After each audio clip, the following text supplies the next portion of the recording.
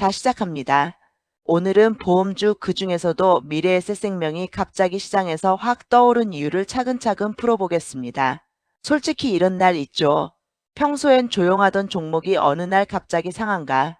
그러면 머릿속에 제일 먼저 드는 생각이 이거예요. 회사에 무슨 호재가 터졌나? 아니면 작전이야?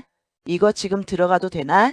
결론부터 말하면 이번 급등은 단일한 한방 호재라기보다 여러 재료가 한 번에 겹친 금융주 순환매 주주환원 기대 자사주 구조 쪽에 더 가깝습니다. 그럼 첫 번째, 오늘 급등의 표면적 이유부터 정리해 볼게요. 요즘 시장에서 가장 뜨거운 키워드 중 하나가 자사주 소각입니다. 특히 상법 개정 자사주 소각 의무화 기대감 같은 얘기가 나오면 금융주 중에서도 자사주가 많은 회사들이 반응이 세게 나오는 경우가 있어요. 이번에도 비슷한 흐름이었고 증권주가 달린 다음에 보험주로 순환매가 넘어오면서 보험주 전반이 강하게 움직였다는 해석이 나옵니다. 그런데 여기서 중요한 건 미래에셋생명은 자사주 이야기 나올 때 특히 민감하게 반응할 수 있는 구조라는 점이에요. 왜냐, 공개된 정보 기준으로 자사주 비중이 20% 대약 26% 수준으로 표시로 꽤 큰 편으로 잡혀 있습니다. 자사주가 많다는 건 시장이 이렇게 상상하게 만들죠. 만약 소각이 현실화되면 유통 주식수가 줄어드는 거 아니야? 그러면 주당 가치가 재평가될 여지가 있는 거 아니야? 이 기대감이 수급을 확 잡아끄는 트리거가 되곤 합니다. 자, 여기까진 테마입니다. 그런데 미래에셋생명은 테마만 있는 게 아니라 실제로 최근 공시 흐름을 보면 주주가치라는 키워드를 떠올리게 하는 이벤트가 이미 있었어요. 바로 감자 결정입니다. 공시 기준으로 미래에셋생명은 자기 주식 소각 형태의 감자를 결정했고 예시로 보통주 기준 약 1600만 주 감자 비율 9% 같은 수치가 공개된 바 있습니다. 여기서 많은 분들이 감자라는 단어만 보고 놀라는데 감자는 크게 두 종류가 있어요. 첫째, 회사가 어렵고 자본 잠식 우려가 있어서 재무구조 개선을 위해 하는 감자. 둘째, 회사가 의도적으로 주식수를 줄여서 주당 가치를 올리는 방식, 특히 자사주 소각과 연결되는 감자. 미래에셋생명권은 시장에서 일반적으로 주주가치 제고 관점으로 해석되는 쪽에 가깝게 읽히는 이유가 공시 요약에도 그런 취지 표현이 붙어 있기 때문이에요. 그러니까 정리하면 시장은 지금 이렇게 연결해서 보고 있는 겁니다. 원래 자사주도 많지. 게다가 실제로 자사주 소각 성격의 감자도 했네. 거기에 상법 개정 기대감까지 붙네. 보험주 순환매까지 왔네. 그럼 오늘은 불이 붙을 수 있겠다. 이게 오늘 하루에 겹친 그림이에요. 자, 그럼 이제 두 번째. 그렇다고 회사 펀더멘털은 괜찮냐? 이걸 봐야죠. 테마는 불을 붙이지만 결국 오래 가려면 기본 체력이 받쳐줘야 하거든요. 최근 공시 중에 눈에 띄는 게 하나 더 있습니다. 매출액 또는 손익구조 30% 대규모 법인은 15% 이상 변경 공시예요. 여기에서 중요한 문장이 보험 손익 및 투자 손익 증가 같은 요인으로 변화가 있었다는 점이 언급됩니다. 그리고 공시 요약 데이터로는 매출, 영업이익 등 일부 지표가 전년 대비 증가로 잡혀 있고 수치가 함께 제시돼 있습니다. 이 포인트가 왜 중요하냐면 보험주는 지금 IFRS 17과 K-ICS 체제에서 시장이 보는 관점이 예전이랑 달라졌기 때문이에요. 과거엔 보험사 실적을 볼 때 단순 손익계산서도 봤지만 지금은 자본 적정성과 부채 평가 방식 변화가 주가에 영향을 크게 줘요. 금융당국도 IFRS 17K-ICS 체제의 특징과 리스크 반영 방식이 달라졌다는 점을 공식 자료로 설명하고 있습니다. 그래서 생명보험 업황을 2026년 관점에서 요약하면 핵심 변수는 세 가지입니다. 첫째, 금리. 둘째, 자본 규제 K-ICS와 가정 변화. 셋째, 상품 믹스와 CSM 보험 계약 마진 흐름. 보험연구원 쪽 자료에서도 2026년의 건전성 K-ICS 시나리오 범위를 제시하면서 환경에 따라 비율이 달라질 수 있음을 보여줘요. 그럼 미래에셋생명은 이 프레임에서 어떤 특징이 있느냐? 여기서 참고할 만한 자료로 신용평가사 리포트에서 K-ICS 지급 여력 비율을 2025년 6월 말 기준 183.5%로 제시하면서 변액보험 중심 포트폴리오의 위험액 부담, 이익 창출력 등을 함께 언급합니다. 이 말은 뭐냐? 시장이 보험사는 금리 조금만 흔들려도 자본이 출렁이지 않나? 라고 불안해할 때 상대적으로 자본 여력에 대한 신뢰를 줄 수 있는 근거로 작동할 수 있다는 겁니다. 물론 모든 자료는 시점이 있고 앞으로 변할 수 있어요. 하지만 체력 참고 자료로는 충분히 의미가 있죠. 자, 이제 세 번째, 차트 얘기로 넘어가 봅시다.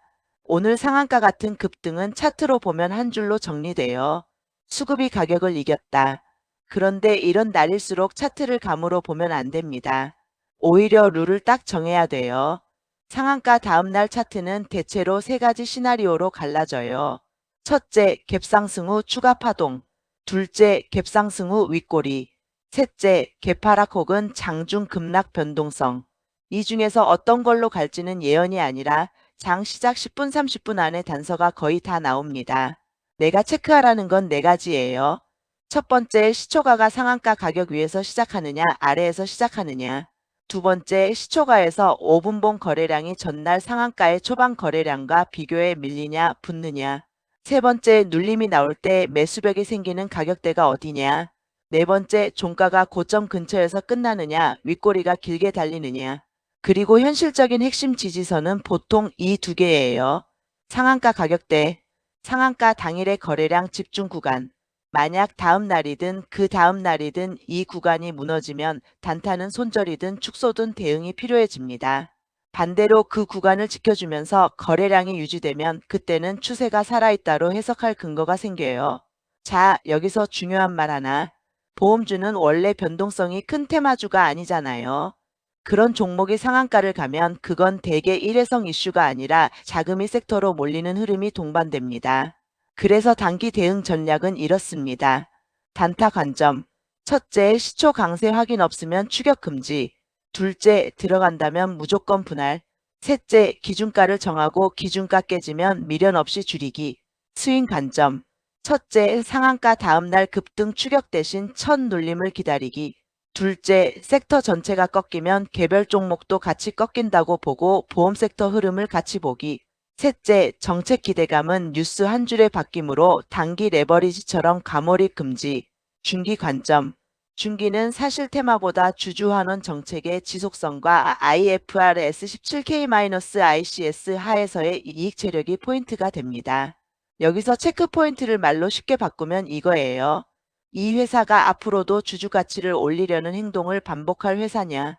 실적이 흔들려도 자본 규제에서 안정적으로 버틸 회사냐? 보험 영업만이 아니라 투자 손익 변동성은 감당 가능한가? 그리고 리스크도 말해야죠. 리스크는 5개로 정리할게요. 첫째, 테마가 식는 순간 수급이 빠질 수 있다. 상법 개정 기대감은 현실화가 지연되면 시장이 금방 다른 데로 이동해요. 둘째, 보험업은 제도와 가정 변화에 민감하다. IFRS 17K-ICS는 금리, 해지율, 손해율 같은 가정 변화가 재무구조에 더 즉각적으로 반영되는 특징이 있어요. 셋째, 투자 손익 변동성. 보험사는 운용 자산이 크고 시장 금리나 자산 가격에 따라 손익이 요동칠 수 있어요. 손익구조 변화 공시에서도 투자 손익이 언급되는 만큼 시장 환경이 반대로 가면 부담이 될 수 있습니다. 넷째, 급등 후 단기 변동성. 상한가 다음 날부터는 매수보다 매도 이유가 더 많아지는 구간이 자주 나옵니다.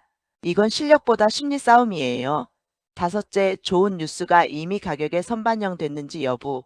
자사주, 감자, 순환매 이게 이미 오늘 한 번에 반영됐을 수 있죠. 그럼 마지막 파트. 그래서 앞으로 상승 가능성은? 내가 확률로 말할게요. 단정은 못해요. 하지만 논리로는 이렇게 정리됩니다.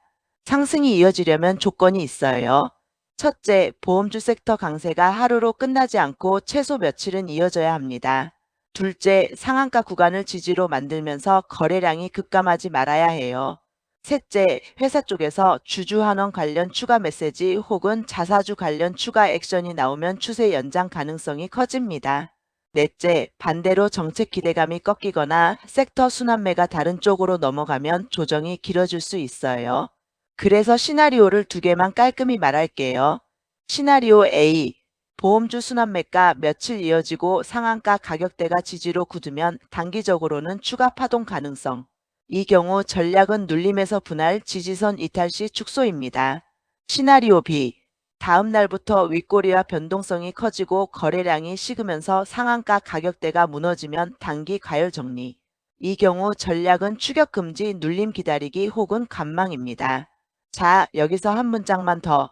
이런 급등장에서 제일 위험한 건 종목이 아니라 내 마음이에요. 나만 못 먹는 것 같은 느낌. 지금 안 사면 다시는 못 살 것 같은 느낌. 이 감정이 들어오면 매수는 확률이 아니라 기도가 됩니다. 그래서 오늘 영상 결론은 이겁니다.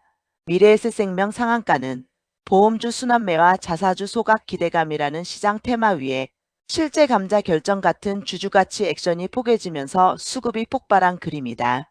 다만 상한가 다음 구간은 수익 구간이 아니라 변동성 구간이기 때문에 추격은 금물이고 대응은 룰로 해야 한다. 이렇게 마무리하겠습니다. 마지막으로 고정 댓글 느낌으로 한 줄 남길게요. 상한가 종목은 맞히는 게 아니라 대응하는 겁니다. 기준가 깨지면 줄이고 지지 확인되면 따라가세요.